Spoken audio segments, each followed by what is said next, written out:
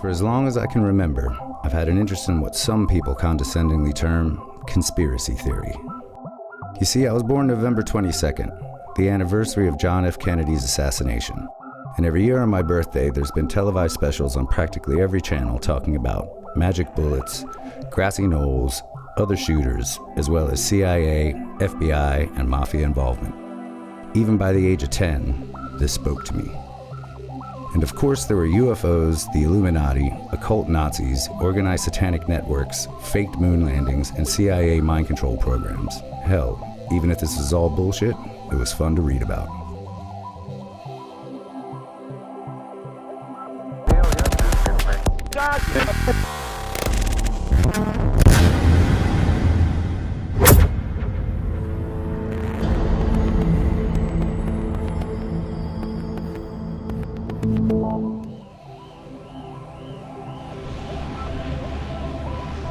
It was in 2000 that I first discovered David Icke's book, The Biggest Secret. In it, he writes about a global conspiracy, a hidden hand manipulating humanity's destiny through the shadows, using those who seem to be in power. And the goal of these shadow people? Nothing less than an Orwellian global superstate with total control at the hands of an ancient reptilian shape-shifting race. So we took a ferry to the Isle of Wight to spend the day with David Icke, Britain's leading conspiracy evangelist and the one man standing between us and total enslavement. Hey! Kev, Mr. nice to Icke. meet you. Nice to meet you. Good trip. Yes, it was. Welcome to my abode. There's not much to see, but I like it. What do we got here? Well, this is things that I've collected over the years. This is fantastic. Someone in Hawaii actually painted this. This is what the painting is. This is the original of the front cover of my last book, Human Race, Get Off Your Knees, The Lion Sleeps No More. And I asked my great friend, an artist called Neil Haig, to paint this picture for me with particularly those eyes. And that's humanity saying, no more, enough. No more little me, we're not having it anymore. In 1991, David Icke didn't believe in secret shape-shifting lizard fascists. He was a television celebrity. After arthritis had ended a promising career in football, he'd become a broadcaster. But that all ended in one remarkable appearance on the Terry Wogan Show. David Icke.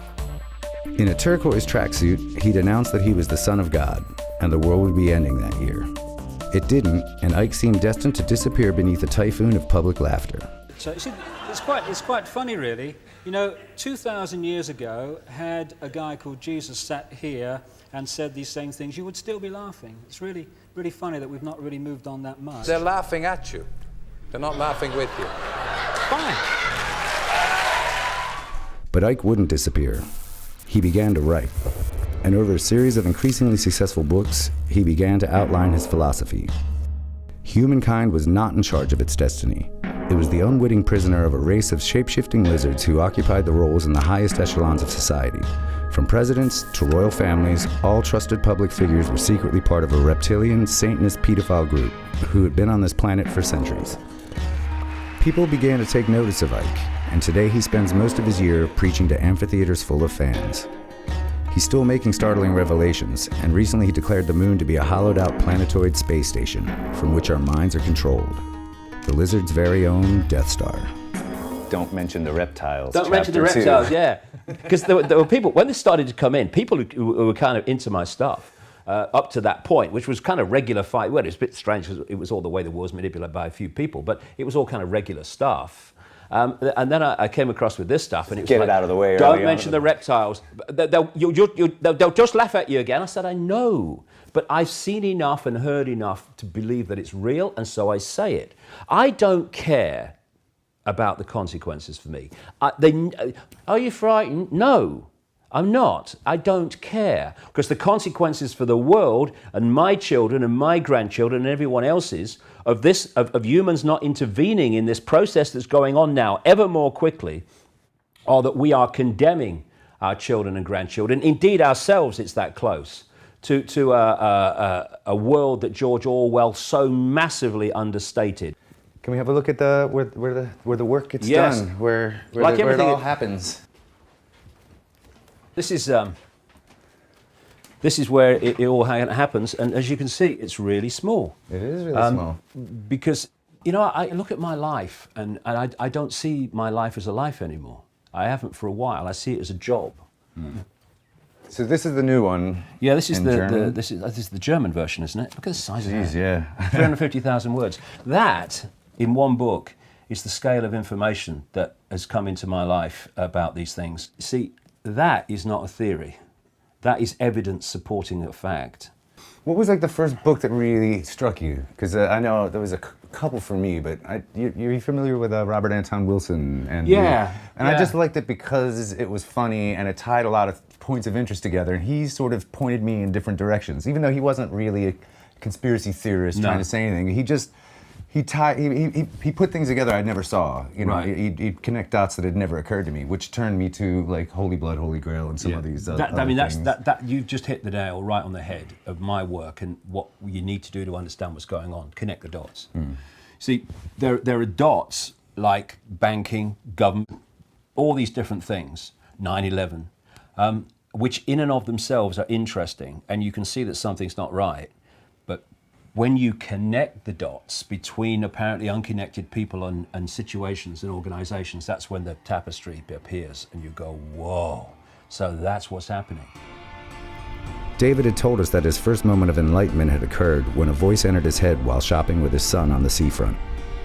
This is the newsagent I told you about, where basically it all started. I was walking along here and I walked in this door and turned to where Gareth was reading his Spin Train books, and this is where it happened, just the other side of this door, where I'm like, what's going on? Go and look at the books on the far side. What? And that's where it started, 1990, March 1990. And I never thought it was going to lead where it has, but it has. Yeah. Well, it's a great beginning. Platform fun. In simple terms, there is a predator race which take a reptilian form. They're feeding off humanity. They've turned humanity into a slave race. They demand human sacrifice. That's where Satanism comes in. They feed off human energy, particularly feed off the energy of children. David's latest revelations have been about the moon. Far from a lump of benign rock orbiting us, it is in fact an artificial construct, a gigantic spacecraft, probably a hollowed-out planetoid.